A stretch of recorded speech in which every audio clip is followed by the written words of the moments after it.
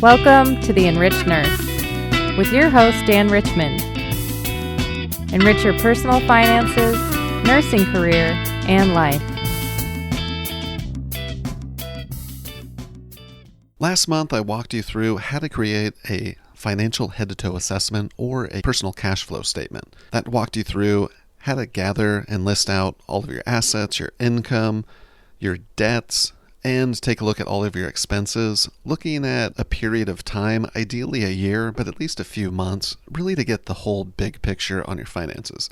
So this episode is going to assume that you already have that big picture view, and this one is going to talk about how you can check what I like to call your financial vital signs, analyzing and diagnosing what you've got going on in your overall big financial picture.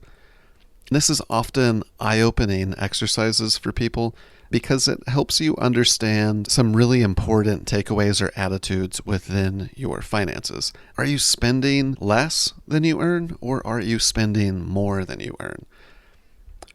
Is the way you're spending your money, is it in line with your goals and dreams? Is it actively helping you work towards them? Or is there a lot of waste and red flags within your finances that are potentially making your life a lot harder and forcing you to pay a lot of money out to other people in the form of interest, taxes, just waste? Being encouraged to spend way too much money rather than save and invest it and setting yourself up for a bright financial future. In today's episode, The Financial Vitals, we'll talk about how to calculate your net worth, how to look at your savings rate, how to calculate your debt to income ratio, and figure out how much of your finances are going to major areas like housing or necessities, needs, and discretionary or wants, entertainment, things like that. Nurses tell me that when they conduct that financial head-to-toe exercise, it's often eye-opening. It often inspires you to take action. Just like when we gather our assessments, information about our patients, we put it into the chart, it usually is going to cause two reactions, right? Things are going well, the patient's working towards discharge, we've gotten the outcomes we've desired, things are going according to plan, or things aren't going according to plan, we need to take action, we need to address some of the issues in our assessment findings, we need to adapt the plan of care, need to adapt treatments and orders, need to make some changes in order to get the desired outcome, get the patient discharged from the hospital. The same thing applies to your finances. So getting this big picture view, the holistic view of your finances, and then also comparing it to various financial rules of thumb and being able to see exactly what's going on, seeing these numbers, running these numbers, really helps inspire and motivate you to take action and do something about it. This episode is being recorded at the start of a new year, and the new year is such a great time to really empower yourself financially. And I just want to say, if you were one of those nurses last year who didn't use any of your employer education benefits or hours, don't make the same mistake this year. So many nurses let hospitals keep thousands of dollars in paid elective education hours that they could be using to get paid to get smart with their money, taking accredited nursing CE courses like the Enriched Nurse offers. Our accredited nursing CE courses will not only probably be the best investment that you will make this year with your employer education funds and hours, but it'll also help you get the whole financial picture, understanding what's going on with your money, and making so much smarter decisions with it well into the future so you can have the best work-life balance and design the lifestyle that you crave and deserve. Check the show notes. I've got a link to a blog post that breaks down some of these things, and also get 30% off through January 31st of all of our accredited nursing CE. All right, let's get this episode started. So from that assessment, you can tell a few financial vital signs. So your net worth, your savings rate, your debt ratio, and your expense percents. You should be able to calculate your net worth now. Your net worth is everything you own and have minus everything you owe or your debts. You can calculate your debt to income ratio as well. You can calculate your debt to income ratio by taking all of your debt payments and dividing that by your monthly income. You can also calculate your savings rate by taking the total amount you're saving each month, and make sure you include your pre-tax savings like retirement contributions, and then divide that by your income. I would use your pre-tax income if you're including pre-tax contributions, and I'll talk more about that eventually. You get a tax break, so you're paying less in taxes by contributing pre-tax to tax-advantaged accounts. So, you're not going to get a fair comparison if you're not comparing that savings rate to your pre-tax. I would do both. I would compare your pre-tax and your after-tax savings rate. You should also include any debt payments in your savings rate beyond the minimum payment, because that counts as savings too. But you should also calculate your expense percent. This is pretty important, and it's also a clever, catchy little thing that I came up with that you should try to repeat over and over 3 times fast. Expense percent. I can't do it, but if you can send me a recording of you doing it 10 times fast, that would be pretty cool. But to figure out your expense percents, separate the total expenses into 3 major categories: necessity, soft necessity, and discretionary. So this is where the personal gets deep in personal finances. For instance, while I consider my housing costs to be a necessity expense, you might consider your soap opera digest subscription or your monthly trip to Ulta as a necessity. We can disagree on whether those things should be in discretionary or if they should be in your necessity section. But that's also why I like the soft necessity category, because I can put things there that, would probably make my life harder if I had to cut them out.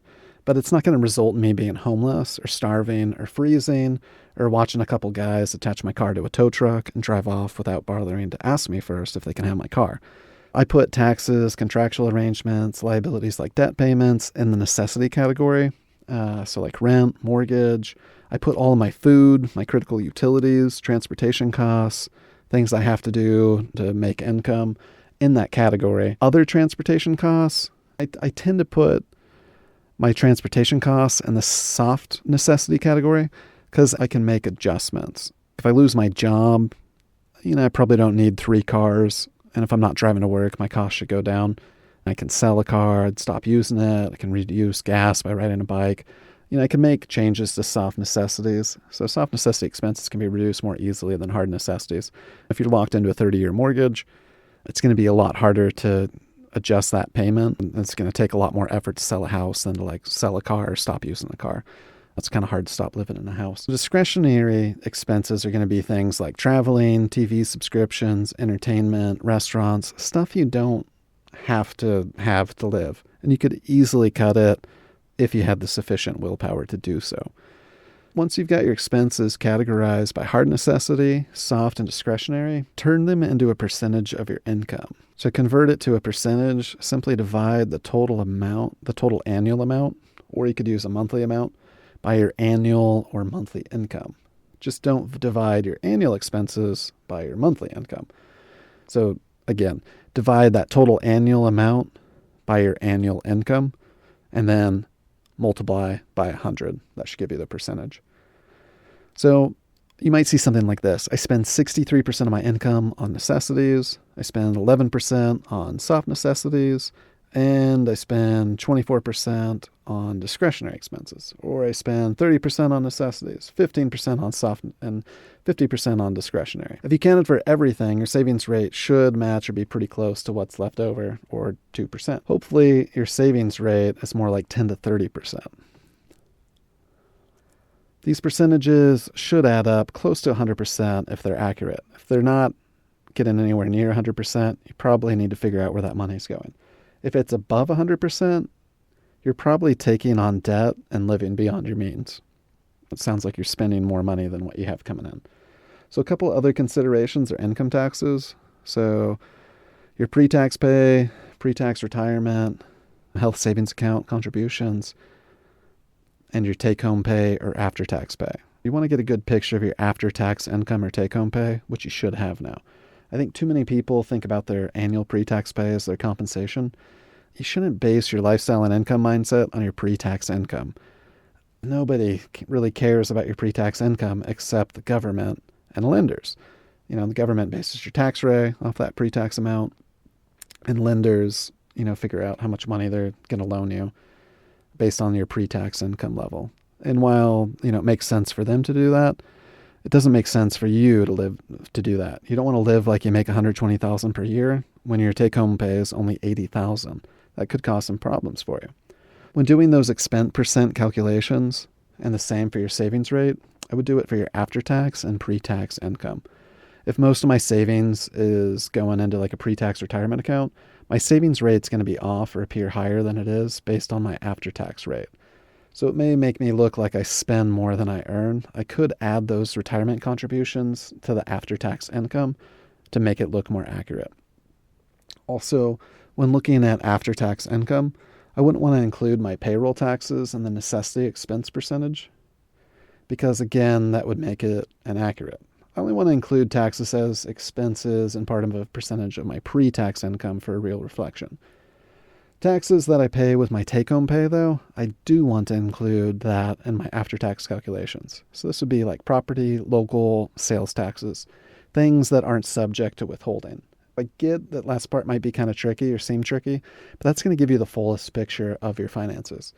So I've done the financial head to toe, and I wanted to drop to part-time when I was planning to have kids, when I wanted to save up 20% as a down payment on my house, when I wanted to pay off a ton of debt, and when I wanted to take time off work and travel. It should be done periodically, maybe even annually, to make sure that you're in tune with your overall finances. Doing this exercise allows for the most accurate basis to create a realistic budget and to create savings and investment goals. You don't have to do it all at once, but the sooner you get it all done, the better off I think you'll be. Since this isn't the easiest stuff to follow, you can check out enrichednurse.com. I've got a blog version of this as well with some bullet points, basically summarizes what I'm talking about here, shows the calculations, and will help you get a better understanding if you need to see it in writing. All of these things we just did will make it pretty easy to diagnose, because if you've got a negative net worth, that's like, oh, I got a negative net worth diagnosis. That means I owe more money than I'm worth. Like, darn, that's a problem. Or you're living paycheck to paycheck, or you're living way beyond your means. These are the kinds of diagnoses that you can make. And now we've reached the diagnosis step. Have you ever implemented a treatment plan or nurse interventions based on the wrong diagnosis? A long time ago, I remember a patient who was treated with a fluid bolus for a urinary issue. Unfortunately, that kicked off a cascade of issues related to fluid overload. It turned out the urinary issue wasn't the main problem. Placing a Foley is pretty straightforward, but what if your patient goes into flash pulmonary edema when you insert it? That's when you get to apply the feeling of impending doom nursing diagnosis to both your patient and your own care plan. A code lavender for you and a code blue for the patient probably isn't going to make things feel that much better. When there's a correct diagnosis and proven treatments, cures, and interventions implemented, everybody can feel pretty good about that. It doesn't feel good to create problems that were preventable. When you get a correct diagnosis, everything can work and can be addressed. You want to be able to identify problems, strengths, and weaknesses in your finances. You also want to identify them correctly so you can address them effectively. The whole point of this exercise is to glean the most useful insight from your financial data and assessment. There's this lovely thing called a SWOT analysis. It's a super old business marketing thing. You make basically a little grid, 4-square grid. What are the strengths, weaknesses, opportunities, and threats?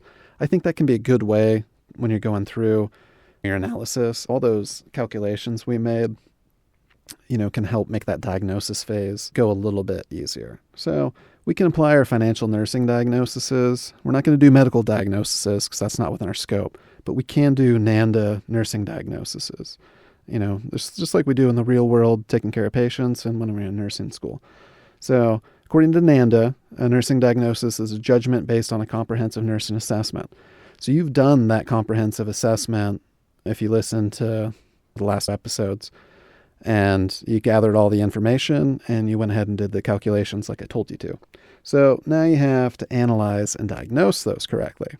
If you've been out of school for a while, there's 4 types of diagnoses to help guide you. There's problems, risks, promotions, and syndromes. So if I've got a frivolous spending problem, but I don't see it, I may draw the wrong conclusion from my analysis. I may look at it and say, wow, I don't make enough money. I'm spending way more money than I make. So I form a plan. I go ahead and apply some super fancy financial nursing diagnosis like insufficient income stream or expense to income imbalance as evidenced by not being paid enough money to cover my monthly expenditures. The obvious intervention would be to make more money. So I set a goal. I work a bunch of shifts. I make a bunch more money. After picking up a bunch of the shifts, getting a pay raise, starting a side gig, I find that I'm still not any better off. I'm still spending too much. So that last part is key. While you might catch it eventually, it's better to catch it now. If you're spending too much money, you need to deal with it. Everybody I know, including myself, tends to spend more when I make more money, and I'm not really thinking about it much. It's called lifestyle creep. So you tend to spend more as you make more. You tend to upgrade your lifestyle. You get the pay raise. You see your monthly income goes up. Oh, I can afford more monthly payments for something or whatever. Lifestyle creep is when your lifestyle advances with your pay. And that's why you get these people making a ton of money and they're still living a paycheck to paycheck and they're still wondering where the heck's all their money going. So we want to analyze the data so you draw the correct conclusion. If you're spending too much money on stupid stuff, we want you to diagnose that you're spending too much money on stupid stuff. If I recognize that, then I recognize I need to put some parameters on my spending. If I decide to pick up some shifts to pay off credit card debt while reining in my spending, then I'm going to see some pretty effective results. So while you can certainly diagnose issues with a limited overall picture, hopefully you did all the work in step 1, as we discussed last time, because you want to see your entire financial head-to-toe assessment. That's going to give you the most insight into your finances. We're nurses. We should make our nursing diagnoses based on the whole picture or holistically. I find it helpful to take my time with the analysis and the diagnosis piece. It's really a self-reflection exercise. So try to look for the root cause of your problems, not just the effects. Try to look through the lens of what your goals and dreams are. As you analyze, ask yourself if your expenses or financial vital signs are supporting the goals and dreams that you have. Hopefully you've discovered that ignorance is the root of your problems. Whoa, I had no idea that we were subscribed to that, or that my partner was carrying a credit card balance at like 30% APR. Whew.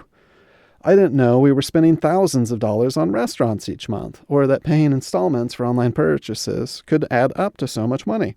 Awareness can address ignorance fast, because then you can think, do I really want to trade a ton of my future time to pay for all this stuff?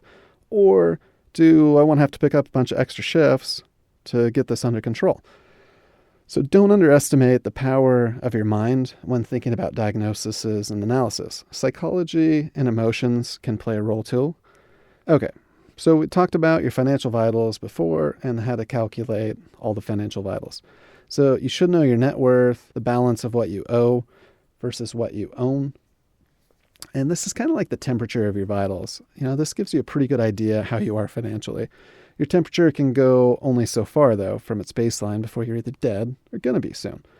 So unlike your temperature, the higher your net worth, the more on fire you are. If you're new to the whole FIRE thing, that's financially independent, retire early movement, which, as a part-time guy, I like a lot of things about the FIRE movement, but I just feel like working part-time is way more superior than working yourself to death so you can hopefully retire in like 5 to 10 years and never go back to work again.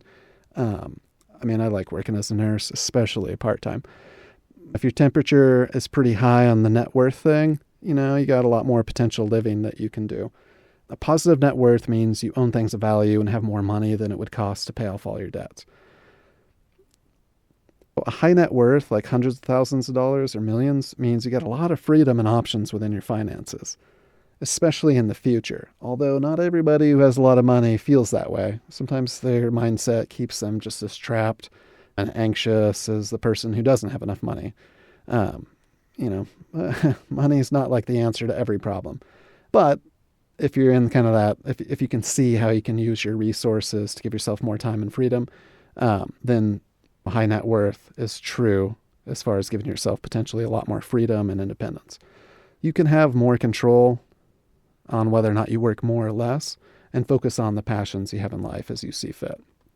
If your net worth is zero or close to zero, this could actually be considered a neutral sign. It could be good or it could be bad. So this could mean you have a lot of debt and a lot of assets and they balance each other out.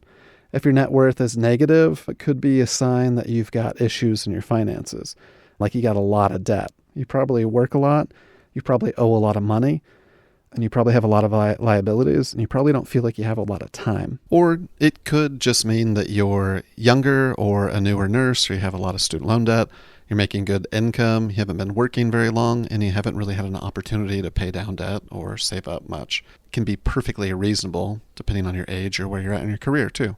So to me, that's like the point of trying to improve your net worth, is because when you improve your net worth, it improves these types of issues. So in that sense, having like a close to zero net worth could be a good thing, because having a zero net worth is going to feel a lot better. The next financial vital is the savings rate. So my savings rate's about 30 to 40% in any given year.